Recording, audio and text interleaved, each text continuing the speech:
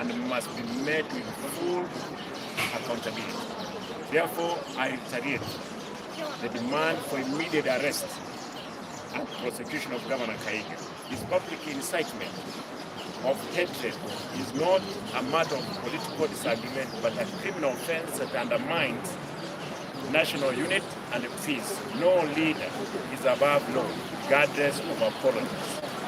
The tool of law must prevail to deter other forms, similar acts of division and hatred.